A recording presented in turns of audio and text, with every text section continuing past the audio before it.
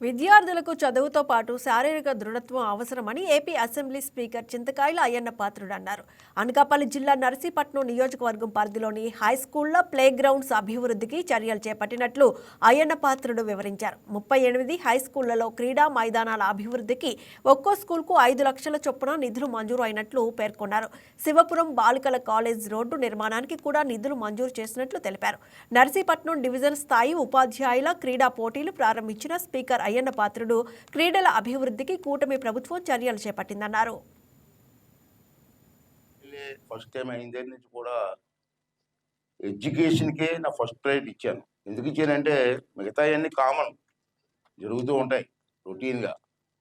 Education మనం అందించగలిగితే కుర్రోళ్ళకి సరైన education ఈవేళ భారతదేశంలోనే కాదు ప్రపంచవ్యాప్తంగా ఎక్కడికి వెళ్ళినా బ్రతకడానికి అవకాశం ఉంటుంది. అటువంటి పరిస్థితి రావాలంటే ఎడ్యుకేషన్ ఈజ్ మోస్ట్ ఇంపార్టెంట్ నా దృష్టిలో. అందుకే నర్సీపట్నంలో ఒకప్పుడు నేను ఎమ్మెల్యే అయ్యేటప్పటికి ఫస్ట్ టైం ఎమ్మెల్యే అయితే 83లో 42 సంవత్సరాల క్రితం మాట చెప్తున్నాను నేను. అప్పుడు నేను ఎమ్మెల్యే అయినప్పుడు నర్సీపట్నం డిగ్రీ కాలేజ్ కూడా లేదు. అప్పుడు సెక్రటరీ గారు వచ్చి నన్ను తీసుకెళ్ళారు రామారావు గారి దగ్గరికి. అప్పటి వరకు రామారావు గారు నాకు టికెట్ ఇచ్చారు, కానీ టికెట్ ఇచ్చినప్పుడు కలిసాను, మళ్ళీ కలలేదు నేను. తర్వాత ఒక్కొక్కటి polytechnic college, engineering college, nursing college, ITI college అన్నీ నర్సీపట్నం తీసుకొచ్చాం. మీ నర్సీపట్నం పాలిటెక్నిక్ కాలేజ్ పెట్టారు కదండి, దాంట్లో ఫస్ట్ బ్యాచ్ మెకానికల్ ఇంజనీర్ మేము 4 పాస్ అయ్యాము.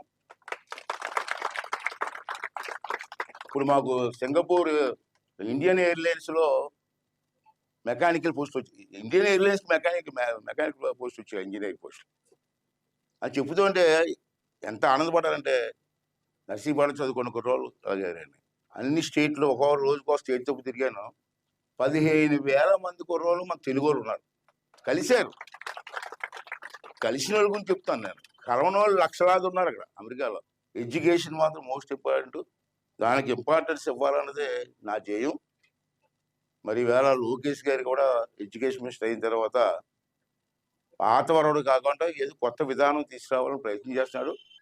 ఈ 38 స్కూల్స్కి సిఎస్ఆర్గా అంటూ అడిగాను మా ఫ్రెండ్స్ని. ఒక్కొక్క హై స్కూల్కి ప్లే గ్రౌండ్ డెవలప్మెంట్ కోసం ఒక్కొక్క హై స్కూల్కి 5 లక్షల రూపాయలు ఇస్తాను. 38 × 5 ఇచ్చి బాధ్యత నాది.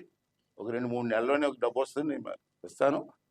ఇక్కడ గ్రౌండ్లో walking track, running track, volleyball, cricket, shuttle, అటువంటి మరీ పెద్ద స్టేడియంకి వెళ్ళేస్తాను చెప్పట్లేదు.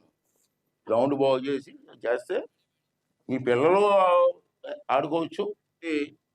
ఒక్కొక్క హై స్కూల్కి 38 హై స్కూల్కి 5 లక్షలు కూడా ఇస్తాను నేను. ఈ వీడియో మీకు నచ్చినట్లయితే లైక్ కొట్టి షేర్ చేసి మా వైకే టీవీ ఛానల్ని సబ్స్క్రైబ్ చేయండి.